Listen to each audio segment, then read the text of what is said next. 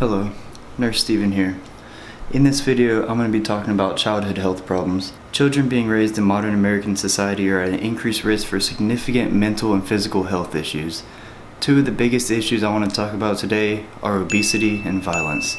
These problems are far too common in American society, and today I want to discuss what is so significant about these problems and what we could do to mitigate them. Childhood obesity is the most common nutritional problem among American children, and it's no wonder with stuff like this running rampant through our streets. It is no wonder that we have such a significant obesity epidemic in our American children. According to the text, over 30% of America's children are overweight and 17% are obese. The American culture's intake of high-caloric fatty foods contributes to obesity in children, and this is where most of the problem comes from. Okay, so I have some statistics for you, and they just blew me away. This is what's contributing to the majority of the obesity epidemic in America.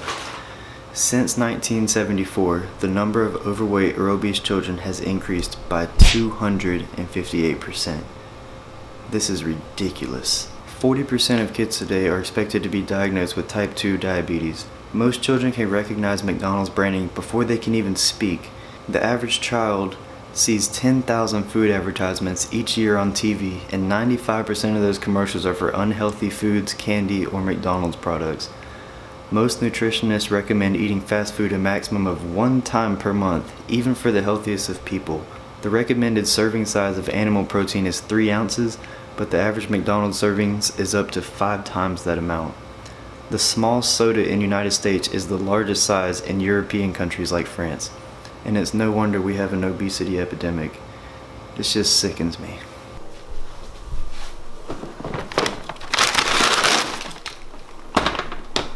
Not to mention the school lunches that children are being served these days are not the healthiest thing, with them drinking cow milk every day and having sloppy joes for lunch. It's no wonder that, it's not such a healthy choice that you could have compared to other countries, what they're being served for their school lunches.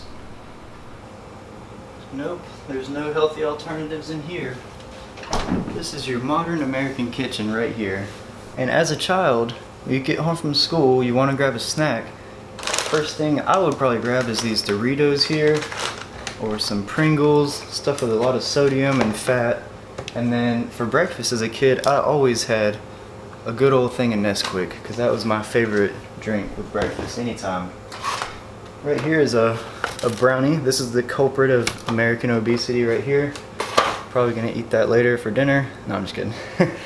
But yeah, these are the reasons why it's more prevalent to be born in America and be likely to be obese, because all these snacky, fatty foods that we have, it's really a growing problem, and we gotta do something to stop it. I think our biggest problem though is the sedentary lifestyle that Americans have adopted, and the lack of physical activity that people need anymore with all the technology and all the, stimulation children can have with video games and all the such.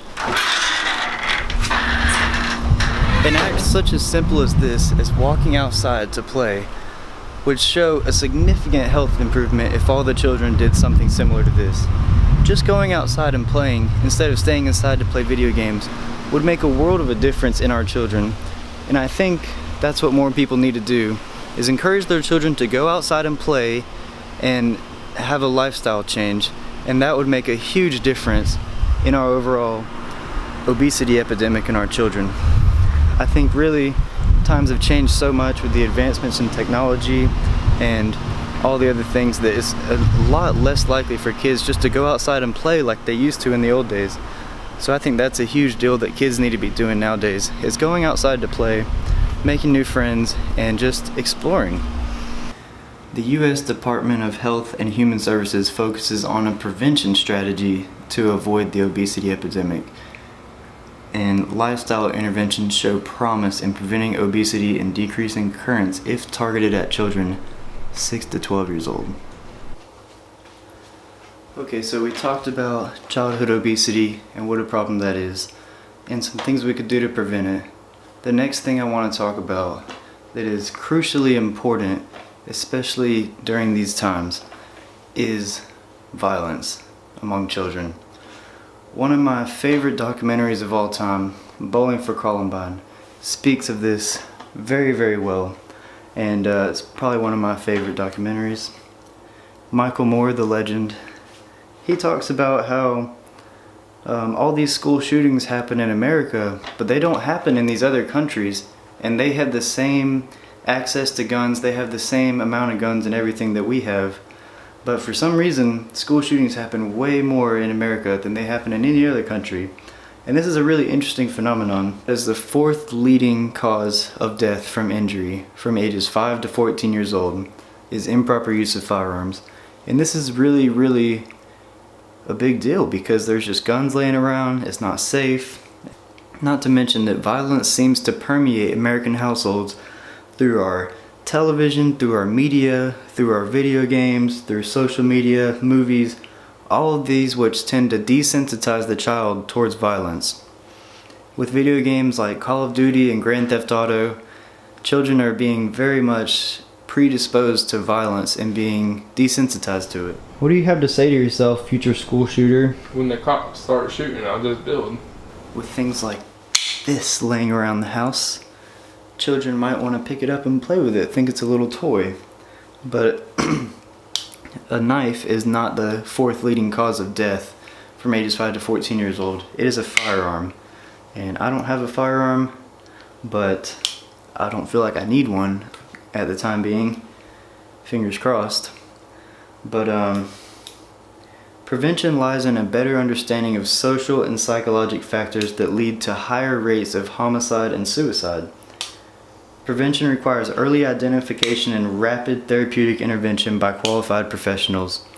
That means that our children, they have mental health issues and they're not being treated properly, which tend for these school shootings and, violence, gang violence, all these other things are more predisposed to happen because we have untreated mental health issues, and it's a major problem. For example, the movie Joker that just came out, all you heard on the media was they were saying a shooting's gonna happen, there's gonna be killing, it's not gonna be good, take it out of the theaters and stuff. And they kept it in the theaters. And the thing is, no shootings happened, no violence happened, and it turned out to be a great success, and it's actually the highest grossing R-rated film of all time.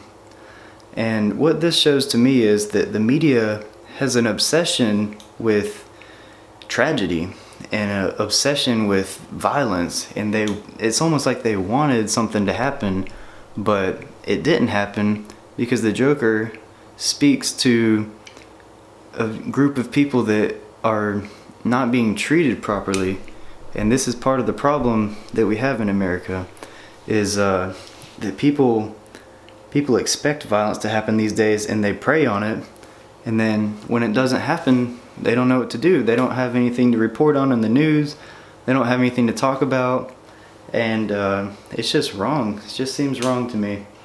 So I think that prevention requires treating the mental health problem at an early age and giving help, optional help that the kids can have by qualified professionals, and them getting the help they need.